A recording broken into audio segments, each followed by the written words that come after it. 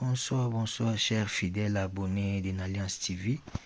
Je vous demande s'il vous plaît de partager un maximum cette vidéo et surtout aussi liker, mettez des commentaires pour que ces vidéos ne soient pas supprimées par YouTube parce qu'il y a une campagne qui s'est faite derrière pour qu'on puisse étouffer cette information. En tout cas, les pays de l'Europe, entre autres Schengen, les Africains sont menacés.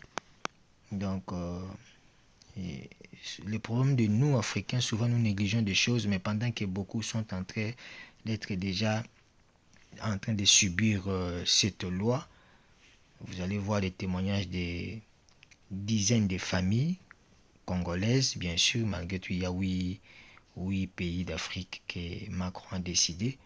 Comme vous pouvez le voir même en titre, donc Macron retire les titres ou les titulaires autorisation de résidence en fait. Donc il y en a ceux qui ont 10 ans, ils ont terminé leurs 10 ans pour aller renouveler, on bloque et ils recommencent à zéro et on commence à les compliquer, on le met dehors, ils se retrouvent sans papier.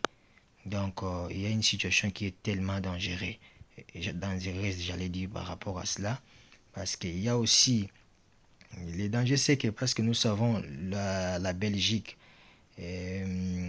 Luxembourg et je pense que l'Allemagne ou l'Hollande, ce sont ces trois pays qui suivent souvent des bêtises de la France. Quand la France fait quoi que ce soit, il faut savoir à 95% la Belgique suit toujours.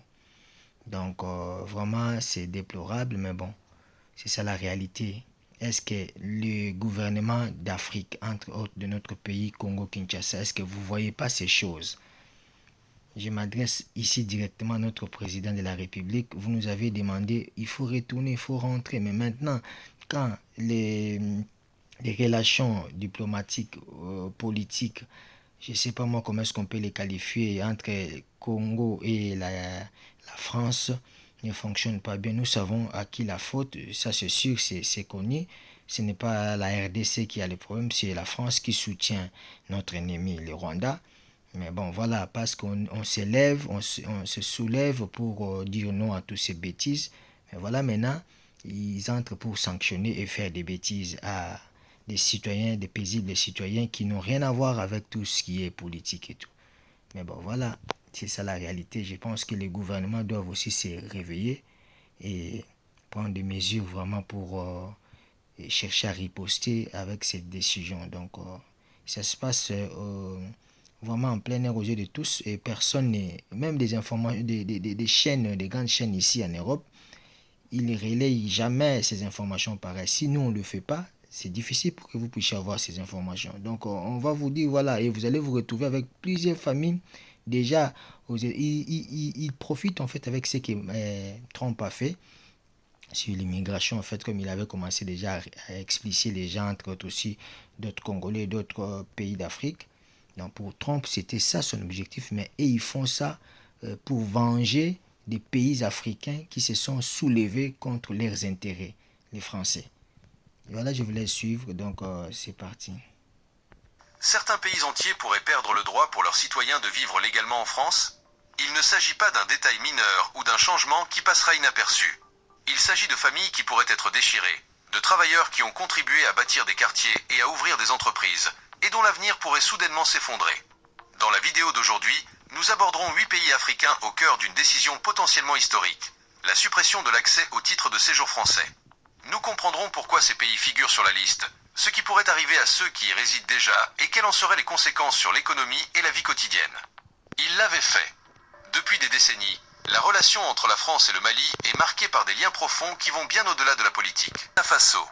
Hors d'Afrique de l'Ouest, rares sont ceux qui comprennent l'ancrage profond de la présence burkinabé en France. Comme au Mali, l'histoire de ce lien est longue, marquée par les liens coloniaux. République démocratique du Congo. Peu de pays affichent un contraste aussi frappant entre richesse naturelle et difficultés sociales que la RDC. Il s'agit d'un vaste territoire, riche en minéraux rares consommés dans le monde entier, comme le cobalt et le coltan, essentiels à la fabrication de toutes sortes de produits, des batteries de voitures électriques aux smartphones. Mais c'est aussi un pays marqué par des décennies de conflits, d'instabilité politique et d'inégalités extrêmes. Les relations entre la France et la République démocratique du Congo sont anciennes et multiformes. La langue française est un lien fort, fruit du passé colonial belge de la région, et facilite l'intégration de nombreux Congolais arrivés en France. Au fil des ans, des milliers de Congolais sont venus étudier, travailler ou reconstruire leur vie loin de l'insécurité. Ils sont devenus un élément essentiel du tissu social. Beaucoup travaillent dans les transports, la santé, les services domestiques, mais aussi comme entrepreneurs, créant de petites entreprises et enrichissant la vie culturelle des villes. Mais au-delà de l'aspect économique, il y a aussi l'aspect humain. Les communautés congolaises, notamment dans les grandes villes françaises, conservent des traditions, une musique, une cuisine et un esprit communautaire qui apportent couleur et diversité au quotidien. Perdre cet échange culturel serait plus qu'une simple perte de main-d'œuvre. Ce serait perdre une partie de l'âme multiculturelle qui caractérise la France moderne.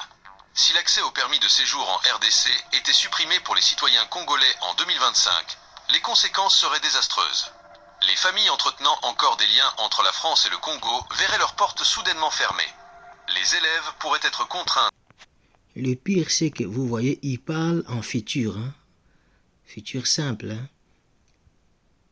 Si les séjours arrivaient à être supprimés, tout ça, mais pourtant, ce sont des choses, au lieu de dire que ce sont des choses qui se passent, je vais vous mettre les témoignages de quelques familles, ils sont 10, mais je vais vous mettre même 2, vu le temps et puis les minutes. On va vous mettre juste 2 familles, et vous allez entendre donc en image en France. Une cuisine et un esprit communautaire qui apportent couleur et diversité au quotidien. Perdre cet échange culturel serait plus qu'une simple perte de main-d'œuvre. Ce serait perdre une partie de l'âme multiculturelle qui caractérise la France moderne. Si l'accès au permis de séjour en RDC était supprimé pour les citoyens congolais en 2025, les conséquences seraient désastreuses. Les familles entretenant encore des liens entre la France et le Congo verraient leurs portes soudainement fermées. Les élèves pourraient être contraints d'abandonner leurs études en cours de cursus.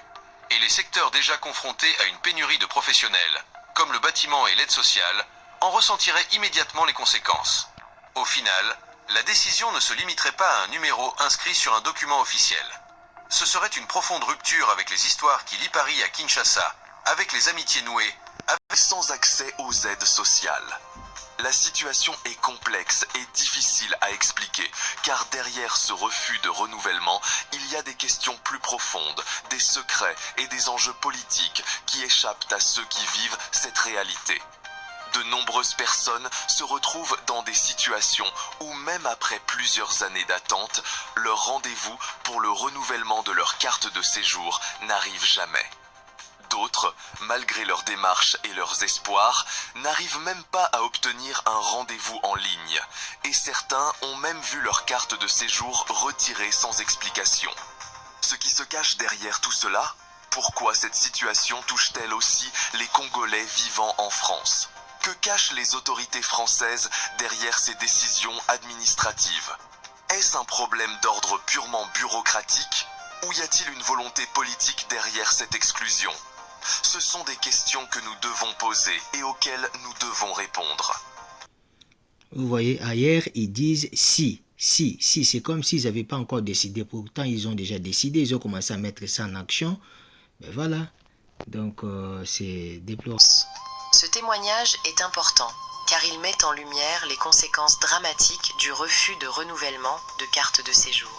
Nous allons entendre ce compatriote qui va partager avec nous son vécu, ses difficultés administratives et surtout les impacts sur sa vie professionnelle et familiale. C'est un témoignage touchant qui nous aidera à comprendre plus en profondeur ce que vivent de nombreuses personnes chaque jour. Restons attentifs. Suivons. Je m'appelle Gérard Zoladia. Je suis arrivé en France il y a plus de 20 ans, avec des rêves et des espoirs de faire le reste de ma vie ici. J'ai travaillé dur, j'ai élevé mes enfants ici et j'ai construit une vie stable avec ma femme. J'avais un CDI, mes enfants allaient à l'école et tout allait bien. Mais depuis 4 ans, tout a changé. Ma carte de séjour de 10 ans n'a pas été renouvelée. Et depuis ce jour-là, je n'ai reçu qu'un récépissé de 3 mois, renouvelable mais sans droit de travail.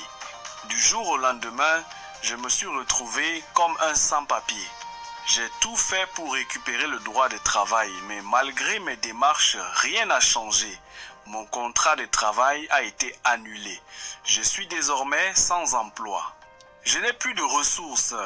Je ne peux même pas toucher les allocations, ni le chômage, ni la CAF, parce que je n'ai plus de papier valide.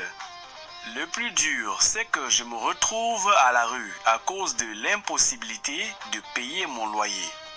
Mon bailleur m'a mis dehors avec ma femme et mes 3 enfants. Aujourd'hui, ma femme et mes 3 enfants, âgés de 8, 6 et 3 ans, qui allaient à l'école, vivent dans un foyer en province. Pendant que moi, je suis à Paris, errant la nuit, n'ayant nulle part où aller. Je me sens complètement abandonné, sans aucune aide, aucune solution et aucun recours. Il n'y a personne qui puisse m'aider. J'ai l'impression que tout ce que j'ai construit en France a été effacé du jour au lendemain. Je suis perdu et je ne sais pas comment je vais m'en sortir. T'as écouté attentivement cette histoire en lingala, une langue parmi les 4 langues nationales de la République démocratique du Congo. Suivons. Merci beaucoup, Matondo Mingi, Maman Esther, na équipe na yo ya Congo Réveil, ndenge boye kotala ngai na kati ya ndako na nga. Vraiment nazali na esengo komona bino na situation oyo ngai nazali kolekisa. Na likambo oyo etali renouvellement ya bakati ya séjour oyo ekumeli biso pasi na mboka France. Mali nafandi na Île-de-France na ville ya Créteil na 94 bao bafana na région parisienne bao comprendre esika na fana na Créteil. Alors mai nazali na carte na ngai ya résident ya 10 ans bana nazwi yango maliboso tango esili nakiki renouveler yango bandeko na nga banda na renouveler yango ti lelo toke soki na ba soki 2 et demi sope 3 ans na koloba déjà tango esilaka mpona zo rendez-vous ezalaki déjà pasi maikutu na yebi na kama mamonde ekoma te nakenda na préfecture bu oyo te ekomi kaka aligne alors nga nazali femme seule naza na bana ya mike epi moka mokolo ya mokolo nde mutu ayedaki ngai po alukila nga ata rendez-vous wana mezoki bamois po tozwa rendez-vous wana. Alors ce qui fait que ekomplikaki déjà dès le début tozwi rendez-vous yango bandeko na nga banza na kotisa badocument ti lelo tobengaka bayambaka te ata ekomeli bango ndenge mwana akomaka réponse ezalaka nango kaka te kaka une fois batindile nga réponse ke dossier eza en cours baotraite yango. Mais ça fait 2 ans et demi alors nga naza femme seule mosala bakatinga mosala alors baide eza ekoyede ngai moke ya baide sociale bakaf ndenge baeza biso etange femme seule. Alors sikoyo problème grave ke kaf ezali nango kofuta ngai ntango basengani ngai mokanda naza kopesana na mo te mokolo baki koinsiste bakati ntango ke bareklame basali bacalcule bacompare na mokolo oyo mokanda esila namonaka babi na ngai non naza na trop perçu. Donc bakati nga d'abord baede nyonso na ndako na ya bana na osala pe te e basenga lisusu nafuta bango trop perçu. Donc ndenge nazawa naza na ni mosala naza na ni aide sociale naza na eloko te sikoyo nakobanda nano ndenge na mboka ngo boyebi poto ezanga ndeko ezanga moto akosunga yo. Donc nazopase moment moko difficile yango nasengi bosunga nga soki bozanga badémarche koko osunga soki bavoka nayebi te soki ekoleka nde nini mais vraiment nakomi na suka sikoyo baminzelo balingi tokima mboka oyo tozonga na Kinshasa mpe kuna mboka epela moto bana ba Kinshasa kuna bazobenga biso mikolo nyonso botinda na tinda baikoma iso telefone sone posa na finga motango me baneko bolibisanga komba kofinga bolibisa epesaka pasi bakobenga boyo oboza biso na Kinshasa orkinga ana osouffrir. Donc na Kinshasa levi pasi soko okokima api. Donc voilà un peu situation naza na yango yango wana bolimbisa ngai soki na matiki mo pasi leki. Voilà maman Esther témoignage na ngai yango wana eza molai mais mpona koloba ete bandeko mpe baza na kar ola ngai bayebaki baza bango moko te toza ebele. Voilà. Parce que vous avez le temps. Malobo opesi ngai mama Esther. Wana eza témoignage na ngai, kombo na ngai maman Marie na fai na ville ya Créteil. Nzamba pambola bino ndenge boli kotala ngai awa. Merci beaucoup. Voilà, chers fidèles abonnés de l'Alliance TV, donc comme vous l'avez suivi, cette histoire, il faut le prendre en fait à bras ouverts et surtout de près, les suivre vraiment de près et surtout parler beaucoup plus à nos gouvernements. Ça devient sérieux, sérieux, sérieux. Et on sait tous très très bien, il y a déjà des décennies que quand la France commence comme ça, le premier suiveur, les premières suiveurs ou suiveuses, je ne sais pas moi comment est-ce que vous pouvez les dire, dans un pays Europe, c'est la Belgique. La Belgique va suivre, et après c'est Luxembourg, après c'est les autres. Ils vont tous aller se cacher derrière en disant les mesures protecteurs ou soit protectrices pour protéger l'Europe, tout ça qu'on sort parce que Trump l'a fait, personne n'a dit quoi que ce soit. Et c'est ce que la France dit. Mais en réalité, nous savons que c'est Macron qui est en train de se venger contre la politique que beaucoup de pays africains ont eu pour aller, comment dirais-je, pour contester contre leur système français au niveau de l'Afrique. Alors, il faut vraiment que chacun des gouvernements africains se réveille là-dessus et prend des mesures qu'il faut quoi, pour permettre que chaque pays puisse s'organiser pour voir un peu, parce que la majorité de ces populations ici, ils vont faire comment? Parce qu'ils sont décidés, regardez, ils n'ont même pas pitié même des enfants. La majorité des enfants qu'on cite ici, ce sont des mineurs, 8 ans, 6 ans, 3 ans, 5 ans, ils s'en foutent, ils mettent les gens à l'extérieur. Quand le propriétaire d'une maison que tu loues trouve que tu ne le payes pas, il va te mettre dehors. Et quand on leur coupe tout ce qui est les CAF, c'est-à-dire c'est ce qu'on leur donne comme moyen par rapport au nombre des enfants qu'ils ont pour subvenir aux besoins des enfants. Maintenant, on retire tout, on bloque tout. Comment est-ce que la famille va vivre? Donc, je préfère encore, comme il disait, expliciter, oui, que de faire comme ça. Parce que ça c'est tuer quelqu'un sur place. Et il y en a, et ils ont eu du courage de parler, mais il y en a ceux qui ont, c'est les orgueillés là, surtout les Congolais, les orgueillés qui n'aiment pas dire la vérité, ceux qui aiment mentir au pays. Donc, dans des cas comme ça, ils vont devenir des clochards. Hein. Ils préfèrent rester clochards que de retourner au Congo parce que c'est la honte.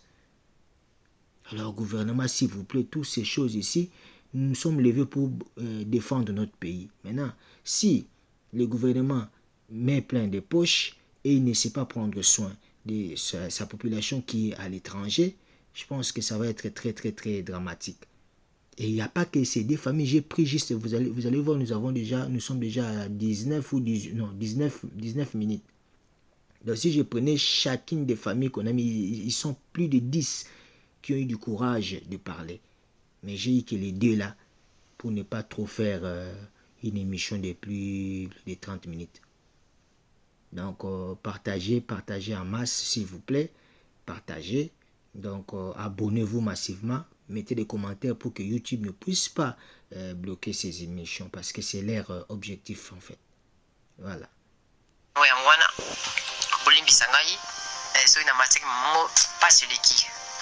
Voilà maman Esther témoignage na ngai yango